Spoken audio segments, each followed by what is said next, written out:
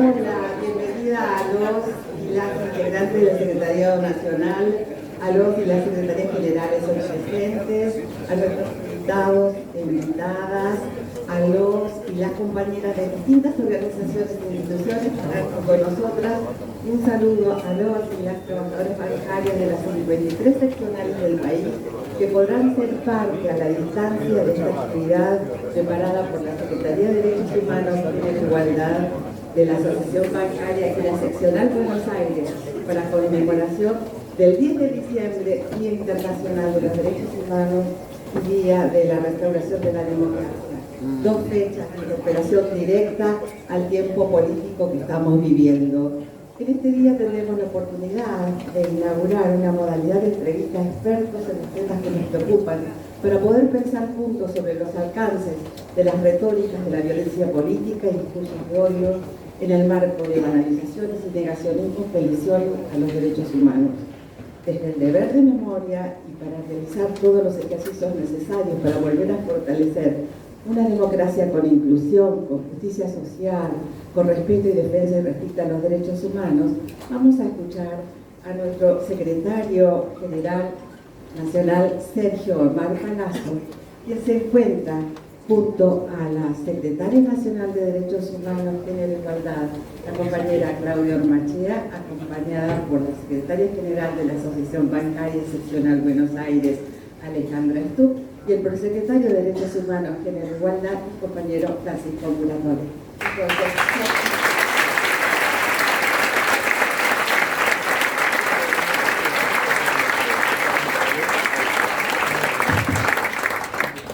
Bueno, buen día a todas, a todos. Gracias por la presencia. Nos han sucedido en estos días dos hechos luctuosos.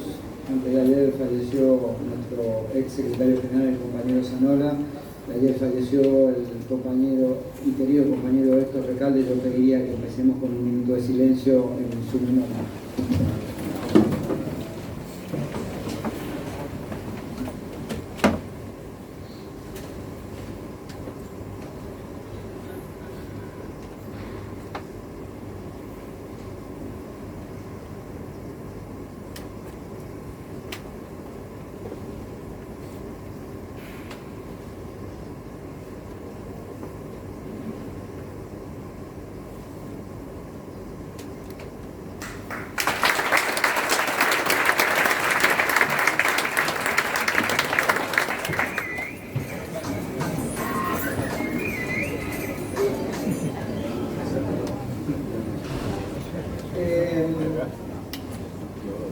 Bueno, primero muchísimas gracias a todos los presentes, obviamente, por estar presentes hoy, un día tan caro a los sentimientos de la democracia argentina. Segundo, quiero agradecerle a las y los panelistas destacados, brillantes y seguramente esclarecedores que vamos a tener durante el día. Y claro está, agradecerle a Alejandra, nuestra secretaria general, y a Claudia, junto con Pancho, que ocupan la Secretaría de Derechos Humanos, Género e Igualdad. Está muy bueno que a 41 años de la democracia podamos tener este debate. El primer punto de inflexión, o quizás la primera interpelación que uno tenga que hacerse, es precisamente qué tan bien y qué tan mal hemos hecho las cosas para que este debate lo estemos dando en el marco de un gobierno presidido por Javier Milei. Y en segundo lugar, rescatar, a pesar de la adversidad de esa primera interpelación, que todavía sigan habiendo espacios como la asociación bancaria y otros tantos más que deben haber, en donde se puede dar esta discusión, porque precisamente parte de que Milei sea gobierno es que la antipolítica está triunfando en distintos aspectos de la vida social argentina, y que hace que estos espacios de discusión, análisis, reflexión, si quieren también, no sé, será muy pretencioso decir usina de ideas, o por lo menos buscar programas e ideas para salir del letargo en el que pretenden sumir a la sociedad para que no tenga participación democrática, es saludable. Quiere decir que aún en la peor adversidad de tener un gobierno que propicia esto y factores de poder que propician la antipolítica, quiere decir que la democracia ha generado los anticuerpos suficientes como para que podamos seguir discutiendo armoniosamente algo así.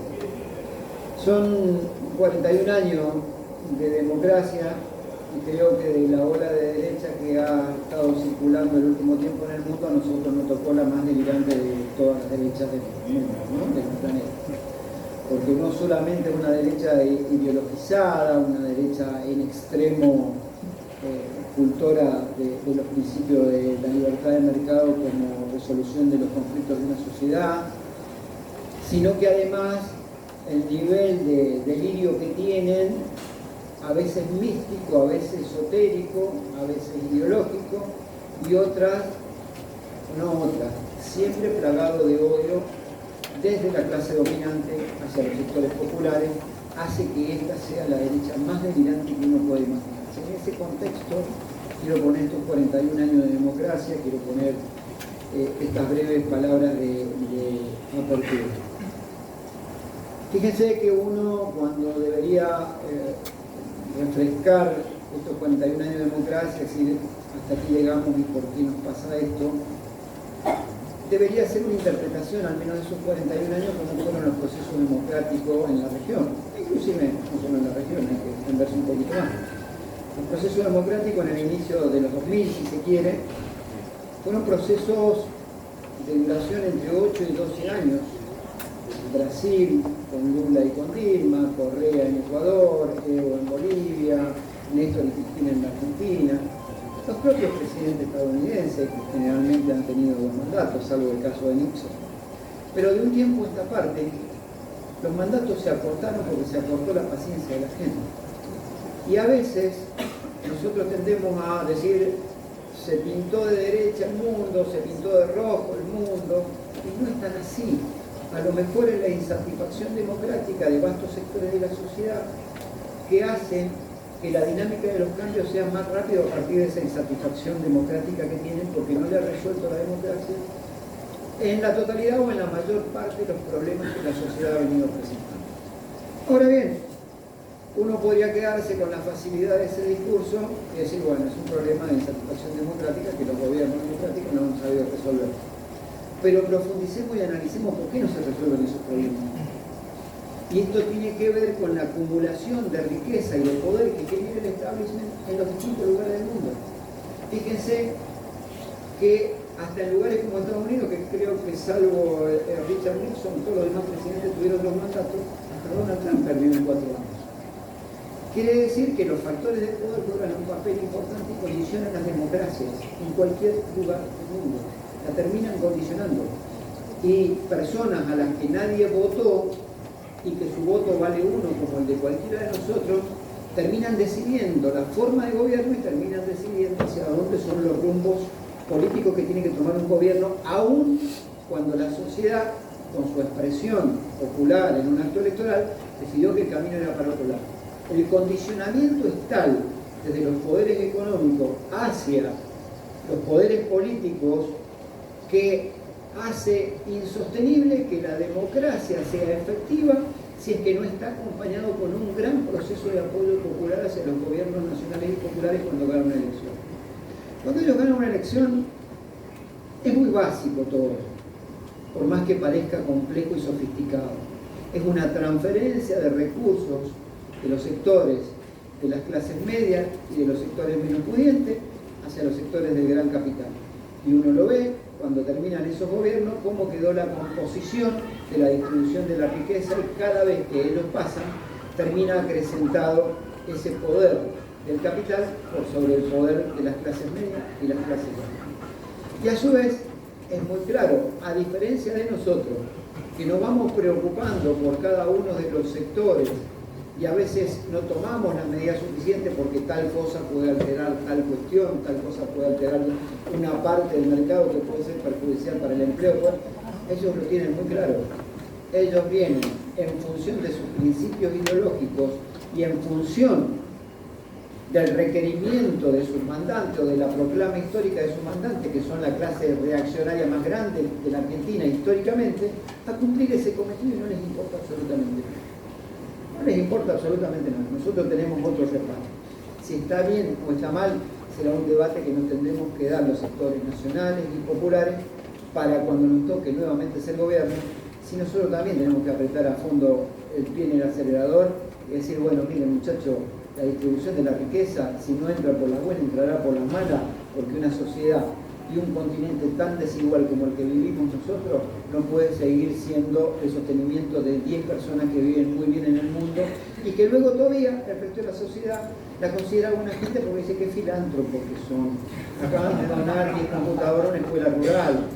Vaya, qué bien. Hay uno que llegó a través de la fundación de Galperino, si quieren, de Bill Gates, a ser un gran emprendedor que hoy desde un garaje tiene una multiempresa. No. Es al revés. Deberíamos tener un pie de igualdad desde el que arranquemos todos y después cada uno, de acuerdo a sus capacidades, tendrá más o menos posibilidad de éxito.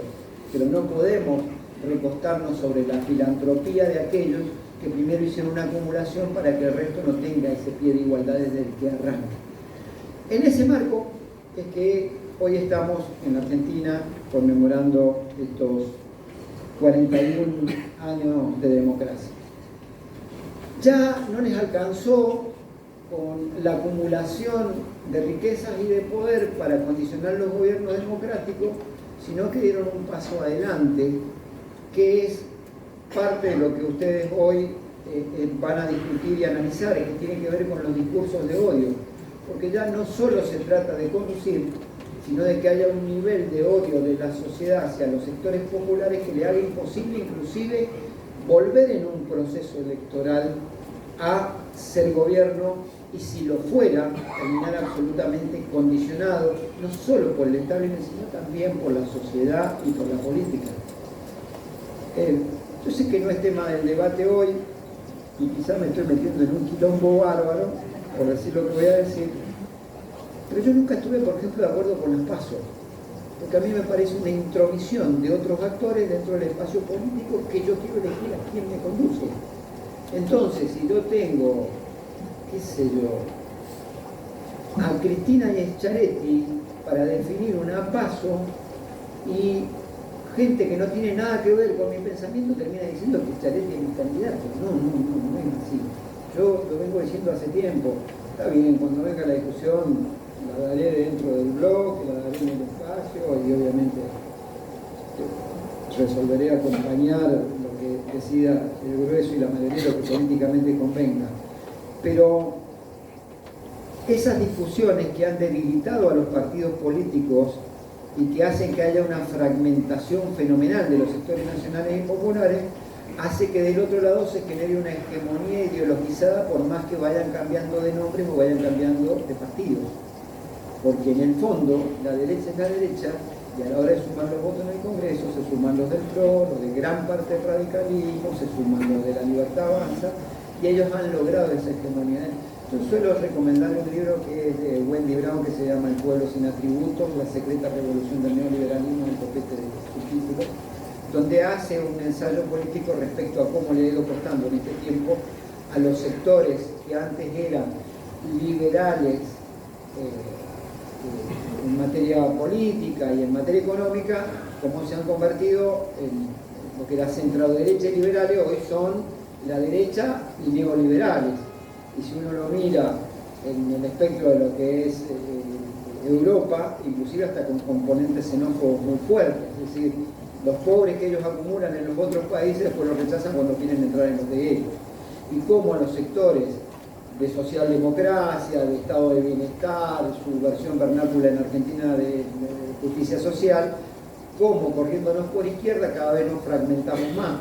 Ellos consolidan y se vuelven hegemónicos en su pensamiento ideológico para lograr sus cometidos y nosotros corriéndonos por izquierda debilitamos a los sectores nacionales y populares que, retomando el ejemplo de Europa, hasta cuesta que constituyan gobierno luego por los sistemas parlamentarios que tienen.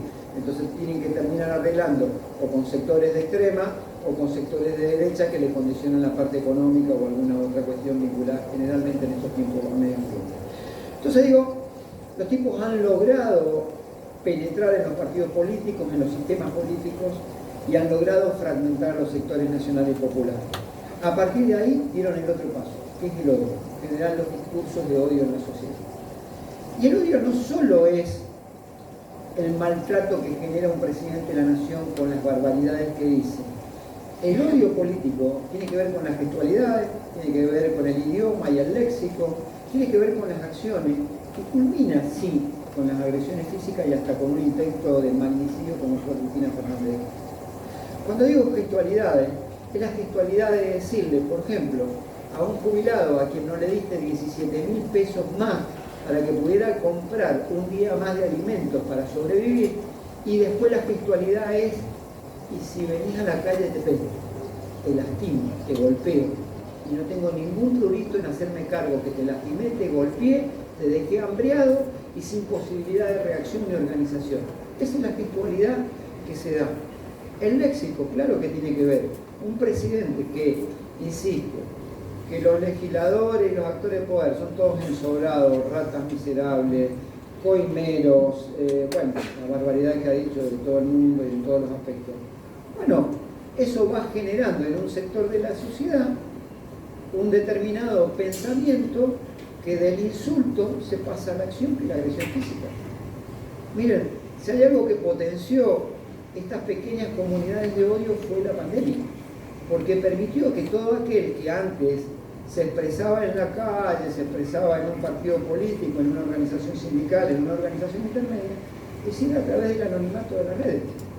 Entonces, aquellos que tienen una mirada, supongamos, me voy a meter en otro quilombo, supongamos hasta desde un aspecto sexual, ¿no? Que una persona que es sistemáticamente rechazada y de golpe se encuentra con un presidente que dice que el feminismo es una mierda, logra encontrar una comunidad que dice que el feminismo es una mierda. ¿Por qué? Porque el principio y el origen es su rechazo. Entonces logró una gran comunidad. Y el tipo fue generando comunidades de odio que hacen que haya un gran odio generalizado y todos se odien por algo en esta sociedad. Y no se construye nada de este odio, absolutamente nada. Lo único que vamos a construir es más odio y vamos a pasar a la agresión física o a la locura que se pretendió del intento de magnicidio a Cristina Fernández de Kirchner, en lo cual también juega un papel importante, no solo los factores de poder económico, sino los factores de poder mediático, que son los que generan los linchamientos sociales en los distintos horarios, porque cada media hora te dicen títulos, pum, y si vos estás sospechado de un asesinato, al término del día, 6 canales de noticias cada media hora poniendo el mismo título, a la noche vos ya estás condenado directamente y mataste a un asesino serial que venís matando hace 10 años de a 50 personas por día. Entonces, hay un discurso de odio generado, sistemático, y que no es casual y que para mí está bien estudiado, precisamente para eliminar de la faz de la tierra pensamientos que alteren el orden económico y el orden del poder preestablecido de las personas del poder.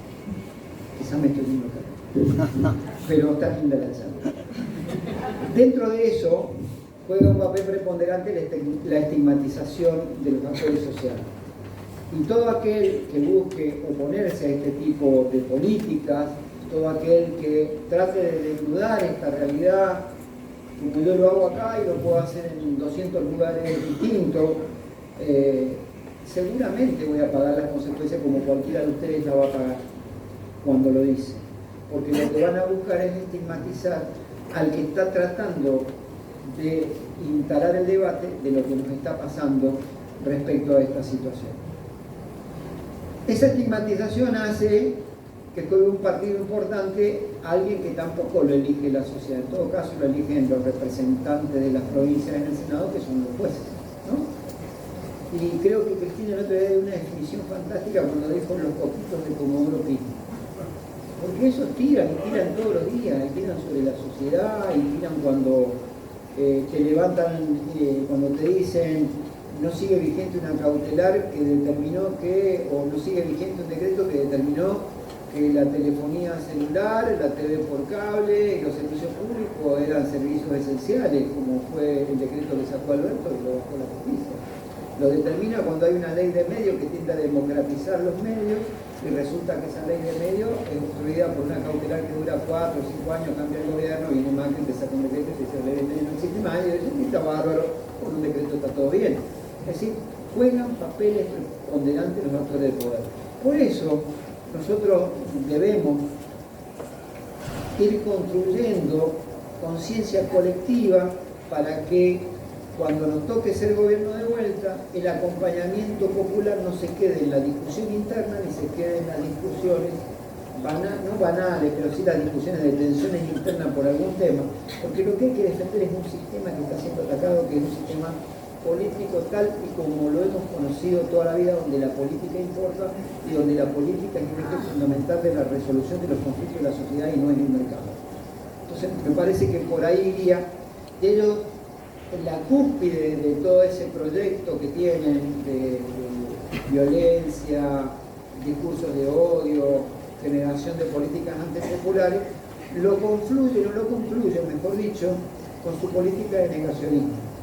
Ya no es un gobierno, ni funcionario de ese gobierno, ni medios afines a ellos que nada le dicen o no le repreguntan, si queremos ser generosos con los periodistas, que ya no solo niegan el terrorismo de Estado en la Argentina, sino que lo reivindican y están a un pasito de pedir honores para ese terrorismo de Estado. Esto es lo grave en la sociedad.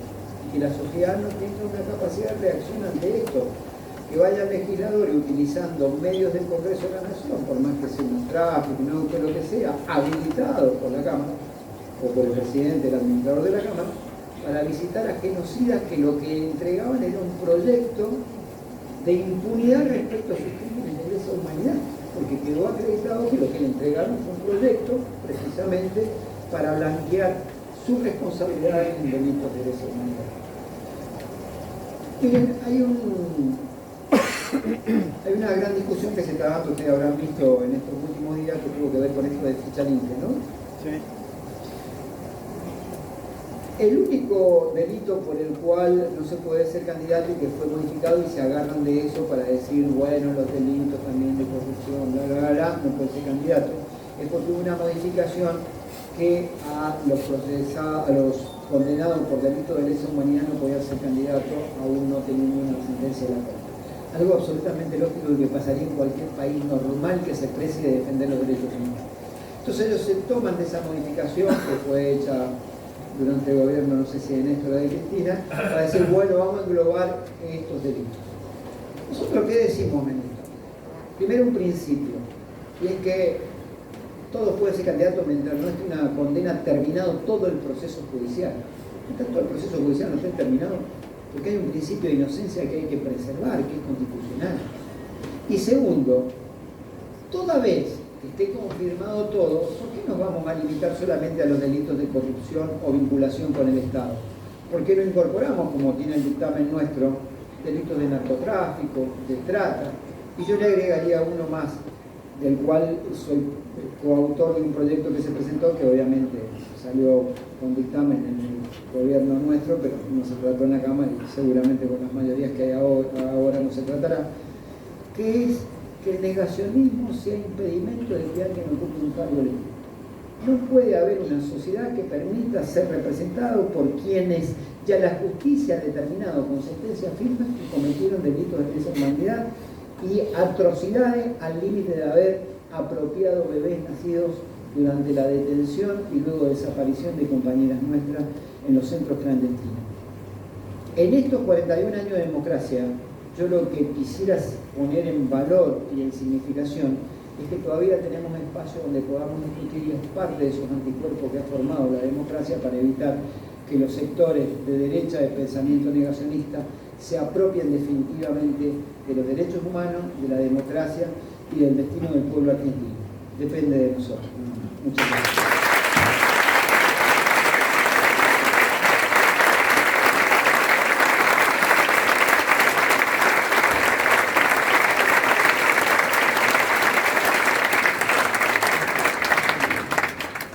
Ahora invitamos a bajar a nuestra invitada para que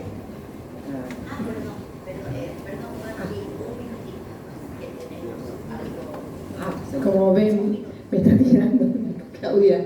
Bueno, aprovechando, perdonando, Patri, porque esto es fuera del protocolo, como somos nosotros.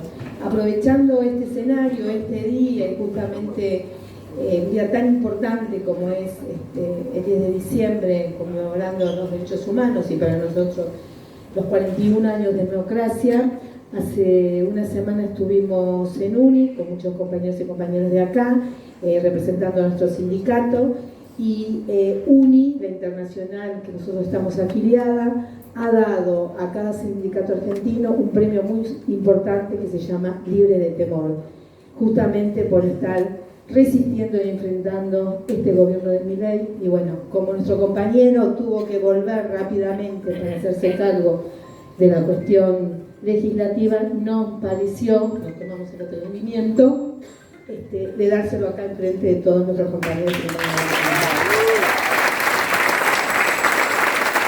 Patricia Rinón, nuestra compañera de la palabra.